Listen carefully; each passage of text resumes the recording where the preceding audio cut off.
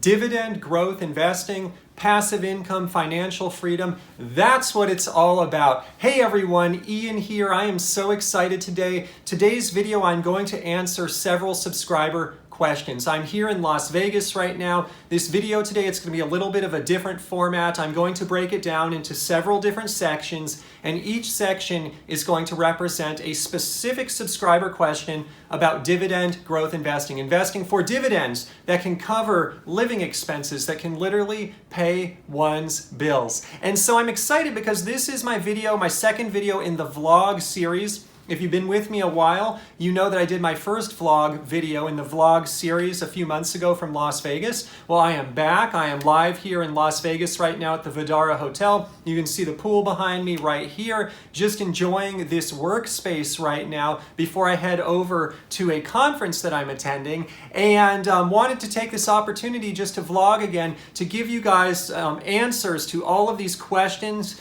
that are coming through, and also just a glimpse into what's going on in my life right now, right here in this city that I enjoy so much. I don't get to visit too often, but when I do, I always enjoy myself in Las Vegas. So let's get started.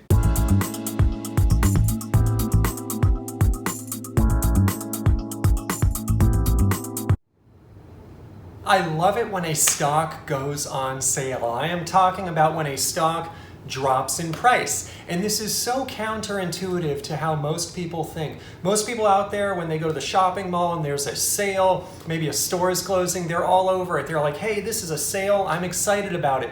But when their stock portfolio falls in value, oftentimes they get scared, they get emotional, and they don't want to buy more. They may even consider selling at a lower price because they're scared.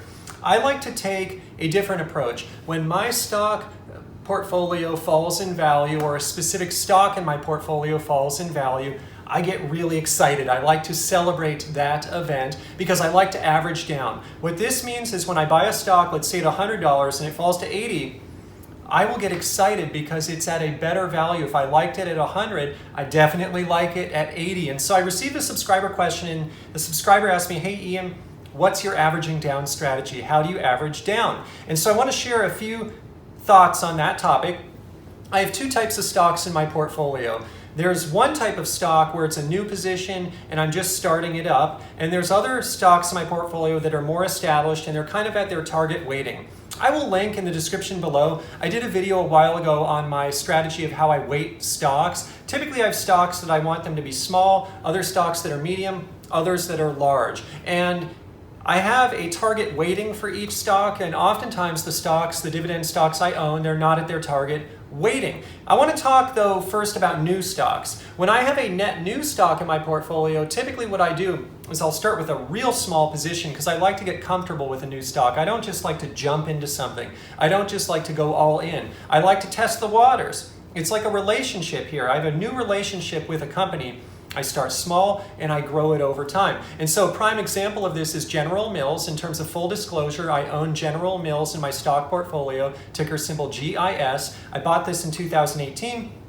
Started real small, and I just keep averaging in. I keep buying each month. And so sometimes I'm averaging up, sometimes I'm averaging down. It just depends on the month. It depends on where that stock is trading. As long as it's in kind of the range it's in now, I'll keep buying until it reaches its target size. And I do this to mitigate risk. I do this to get the best possible price, because what if General Mills stock price trends down? I love the fact that I'm averaging in because it allows me to buy at progressively lower prices. And it just allows me to get some comfort with the company over time as I continue to own more and more. And so that's stock number one. Most of my stocks are not like that. I own 38 dividend stocks in my dividend stock portfolio. Most of them are not like General Mills because most of them I've owned for a while. So that General Mills is kind of a corner case, but I wanted to point that out with new positions. I start small, I average in over time. Sometimes I'm averaging in, sometimes I'm averaging down. Let's shift gears now and talk about more established positions. An example I shared recently, I'll link in the description below to a video I did about it, is a company called Caterpillar. In terms of full disclosure, I am long. I own Caterpillar, ticker symbol CAT, in my personal stock portfolio. With this company, When I first bought it, it was in the 80s. Then a few years later, it dropped into the 60s. It dropped because the price of oil fell. The company's really interlinked with oil, and there was a huge value, huge buying opportunity. I averaged down, and I was so excited to do so because now it's gone way up, and my yield on cost, my dividends, my cash flow is really doing well. And so I'm proud of that one. Again, check out the video. I will link to it in the description below. But anyways, with these types of stocks I own that are more established, which criteria do I look at to determine if I should average down? Well, first and foremost, I look at where did I buy it last time and where is it now? If I bought it last time, let's say a stock, let's say Caterpillar, I bought it in the 80s and then it dropped to like 79, that's not really that exciting. Maybe it would be exciting if this stock weren't established, it were in bucket one, I was just starting to average in. Of course, I just keep buying and buying and buying. But again, with a more established company like Caterpillar already at its target weighting, falls from 80s to 79, that doesn't get too exciting. What I actually look for first and foremost is bigger price drops. Has it fallen 10, 20, maybe even 30% from where I originally bought it, or from where my weighted average cost basis is? That gets me more excited. So I look for a drop. The second thing I do is I look, hey, how does the stock compare to where it should be? I have a current weighting for the company and a target weighting. If it's below the target weighting, I will feel good about averaging down because I want to add more to bring it to target. Let's say it's right at the target weighting, but I really like the stock and I feel good. I want to add more to the stock. That's an important consideration. But I have stocks in my portfolio, for example, that I don't want to add more to, that I almost feel are too big. They're above their target weighting. And I never sell stocks. I buy and hold forever. I buy and hold for the cash flow, for the dividend. I don't penalize stocks that have done well. I let them go. I let them run. And so I have stocks in my portfolio that have gotten bigger than they should be. What do I do if a stock like that goes on sale? Do I average down? No, I don't. And so this is an important consideration. Even if a stock that I really it's obviously I like all the stocks in my portfolio, it's dropped in price, but if it's above the target weighting or it's at the target weighting, but it's just not something I envision being bigger in the portfolio, I don't take the opportunity to average down. I pass it by. And this is important. And this is one of the reasons, quite frankly, I own 38 stocks. I love owning 38 stocks because there's always going to be a handful of them in the portfolio that are on sale at any given time. And some of the ones that are on sale I don't add to just because they don't need to be bigger. I don't want them to be larger within the portfolio. And so that's consideration number two. Consideration number three, obviously, is value, fundamentals. When I buy a new stock, I do extensive analysis. I will link in the description below to a company I just bought called Cedar Fair. Ticker symbol FUN. In terms of full disclosure, I am long on Cedar Fair, ticker symbol FUN. By the way, I went all in on this one from the beginning. It's an exception because it's a master limited partnership. There's tax consequences with K1s and such, and so averaging into that would just create a mess. Anyways, I just went all in. It's a complete exception. But the reason I'm bringing up this stock is you will see. I have a free Excel worksheet that is part of that video that I link to in that video. Shows my thought process. But once I buy a stock, I basically am so familiar with the fundamentals that on a day-to-day basis, what I do is I look at the PE ratio, I look at the dividend yield, and I just look at the share price, and I build kind of an intuition. And it differs by industry, and all investors are going to have their own perception of value, but what I've done over time is by position, by industry, I intuitively know, hey, when is this company on sale? When is it not? And it's typically going to be a function of the PE ratio and the starting dividend yield and the share price. And so consumer non-cyclical, for example, the bread and butter stocks I talk about on this channel, if PEs are at 20 or above, I'm typically not buying. If PEs are in the high teens, I don't really consider that averaging down. That's not really exciting. If PEs hit like 15 or below and starting yields are strong, that's when I start thinking, hey, and share price has fallen from where I've bought it last. I feel good. I feel like it's down.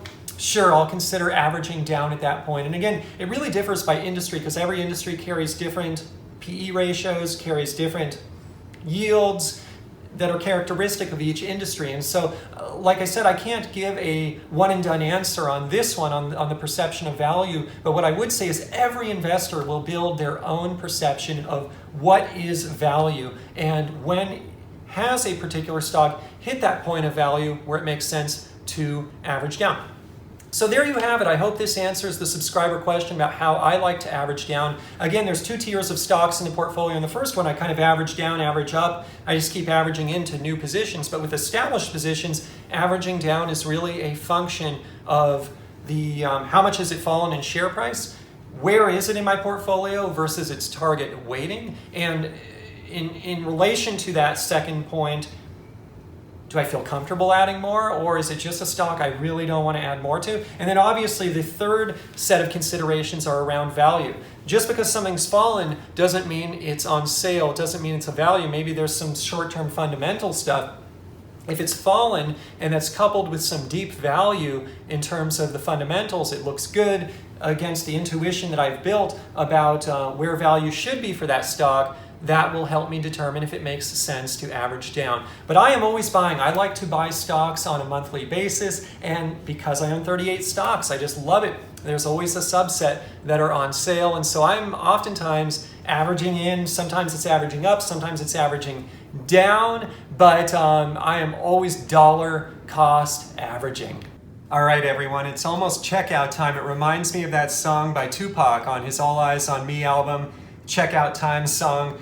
I got to get moving here, but I want to do another vlog that is about dividend growth investing, still here in Las Vegas.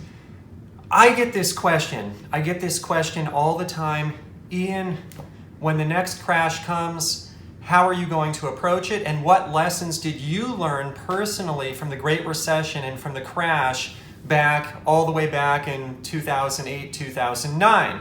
And so I was thinking about this. I was actually thinking about this a lot over the last few days. And I want to share three takeaways that I learned from the last crash, how I personally reacted to it, how it affected me personally. And hopefully these three lessons will help not only myself, but others when the next crash comes, because it's coming. It's going to come. And the stock market will tank, equity prices will tank, and it will be very, very scary. And I think it's important to illustrate this point on this channel because I oftentimes share stocks that I've done really well on, really, really well. But that's because I've been in the game for a long time and I've been through crashes, I've bought low, and I have time on my side. But for those of you who may just be getting started and you're wondering what's the crash like, it can be pretty scary. And so there are three lessons. The first one, boy, this one is interesting. You do not know how you're going to react. You may think you know how you're going to react. I may think I know how I'm going to react, but you don't know. And I'll tell you this, I've been investing for over 20 years now. Most of my big investments have been made in the last 10 or so years. But check this out. When the last crash hit, I was kind of in a unique situation. I'll get to this in a later point, but I didn't have a huge stock portfolio at the time because we had just bought our first home. But so I actually had to sell a big portion of my stock portfolio to fund the purchase of our new home. But you know what? My wife, she still had some investments, and I went home one day. I remember this day. I remember this moment very distinctly, and I told her, you know what? You may want to sell. You may want to sell those positions. You may want to cash out. You may want to put it all cash. And I had made this statement out of fear. I had seen that the market had tanked, and boy, at the time at least, I had 10 or so years of investing experience before that time. And despite all of those years of experience, you don't know how you're going to react, because I reacted a really wacky way. I've read tons of books. I had a lot of investing experience. I had built a really great dividend portfolio that I had to sell most of before the crash to finance the purchase of our first home, but I got a little lucky there on the timing. But boy, I just couldn't, I would have never predicted that I would be the one saying, honey, we got to get out of any remaining positions we have. We got to go into cash. I would say some of this fear just also came from being a new home owner and having lower level of cash reserves than I was used to.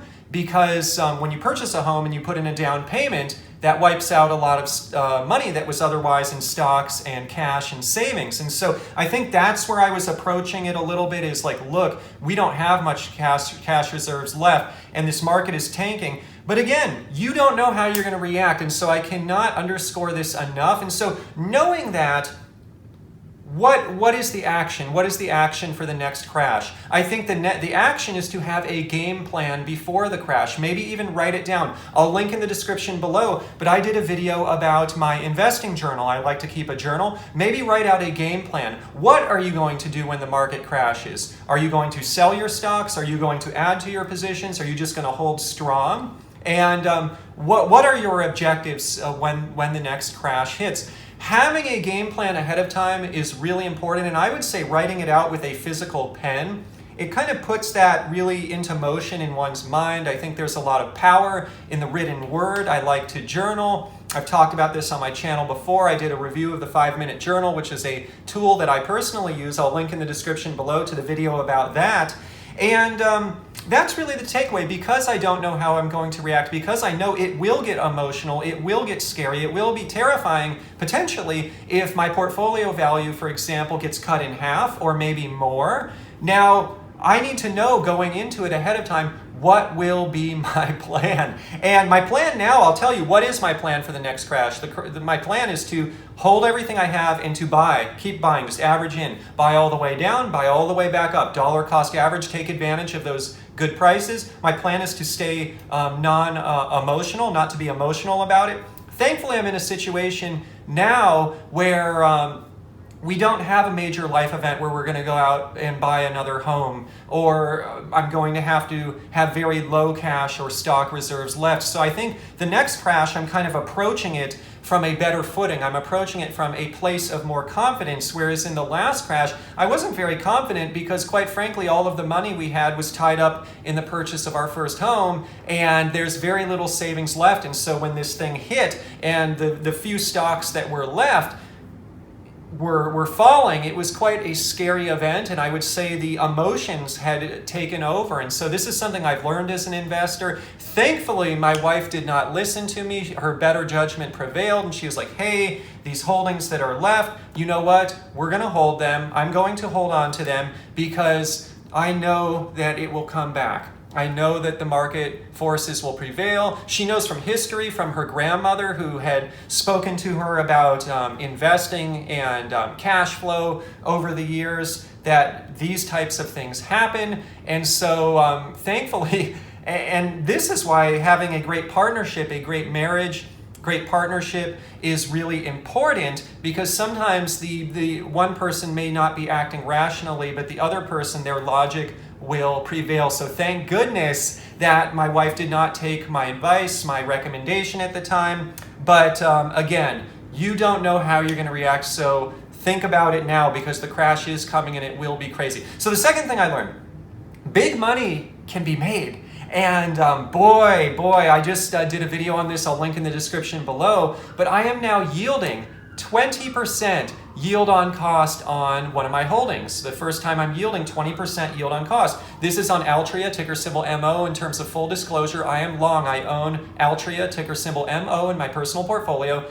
The reason that I'm able to yield 20% yield on cost, quite frankly, is because I bought after the crash. Now, the timing kind of worked out a little bit in my favor here. It wasn't even that I was approaching it, hey, market crashed, I got to buy. It was more that, hey, I had to sell my dividend portfolio, a lot of it, before the crash, and I had to do that to finance the purchase of our home. Thankfully, the timing there worked out in the market, but on the home side, not really, because whether the money's in the market or the home, whatever you're in, it's going to fall when the market falls. And so thankfully, I got lucky getting out of the market, but you know, home values go up and down too.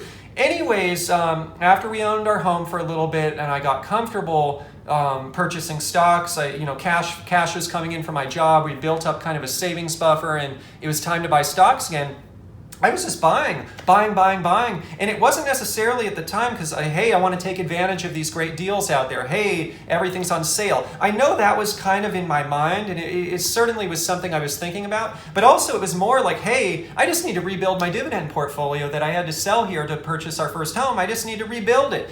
But what I learned now in retrospect, looking back all those years to when I bought my Altria stock and I'm yielding 20% yield on cost is, wow, big money can be made. And so this is the framework. And again, going back to the journal, this is the framework. Maybe document in the journal, hey, it's going to be scary. This is what I'm going to do. And hey, note to self, this is where real money is made. This is where big money is made. And so maybe if the emotions are coming up or it's getting a little bit scary seeing one's equity position dip, boy, it's helpful to remind oneself that it's going to change, it's going to get better, it's just going to take some time. And so big money.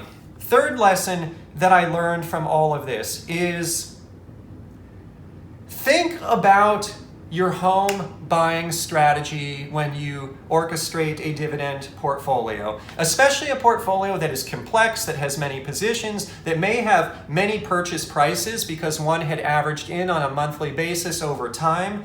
Think about it. I wouldn't have it any other way. The way I invest is I invest for dividends. I do it my way. I like to have a lot of stocks. I like to average in.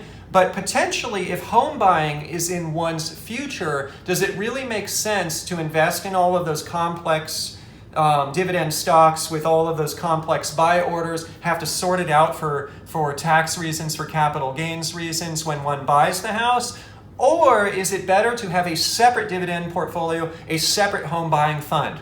For me, I didn't do it that way. I didn't have separate funds. I just had money. Money was in dividend stocks. And when I sold those stocks to purchase our first home, there was, a lot of paperwork. There was a lot of accounting. There was a lot of record and bookkeeping and updating. And so I don't think there is one right or wrong way. I am thankful, actually, that I'm beyond that at this point, in that I don't see us at this point having to sell the portfolio to fund the purchase of yet another home. You never know, things can change. So I'm kind of in a position now of more comfort. But in my younger days, before I was a homeowner, there's two ways to do it. One way is just to build the dividend portfolio, go for it, sell a lot of it or most of it or all of it like I had to do and then rebuild. Or another way is just to keep it separate, keep those funds separate so that it doesn't create a mess. And so that's kind of the homework for folks out there is think, hey, do I want to buy a home? Is that in my future? Is that in my cards? Or would I prefer not to buy a home and just focus on the dividend portfolio? Maybe I want to buy a home. How am I going to juggle that with my dividend portfolio? How does it all line up? There is no one right or wrong answer, but just in retrospect, I wouldn't have done it any other way, but it was a lesson at least that surely there are just practical lessons, and it's a thought exercise worth thinking through. And it's also fun to get past that hurdle. That's something I'll tell you if you don't own a home. Once you own it and you're kind of past it and you're rebuilding the portfolio, that's a really happy time, a really good time. And so that's something as well to share as a lesson from all of that. So anyways, the crash is coming. It will come. I talk a lot about my successes here and my failures too. I'll link in the description below to my top 5 mistakes. But I think in this market, it's easy for people to get caught up in all the good stuff, all of the happiness, all the excitement. But I am here to warn you that at some point, I don't know when, the market will tank. It will be crazy.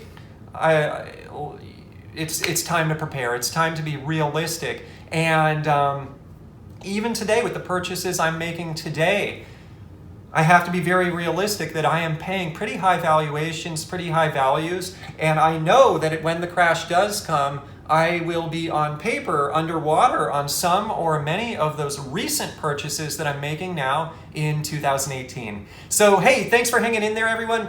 I'll see you guys in the next vlog. All right, everyone, now I really got to close out this video because it really is checkout time, but I wanted to do one last vlog.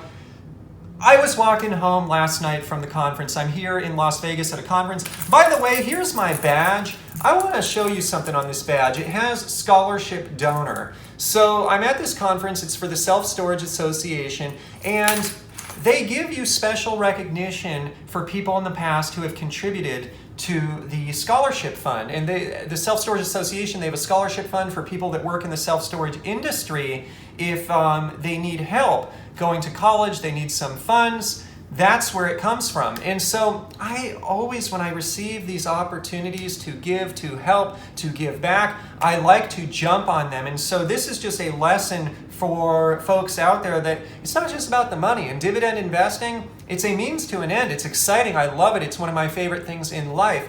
But it is a means to an end. What are the greater goals? There have to be greater purposes out there. And one of them, for me at least, is helping others. This is a very, very small contribution.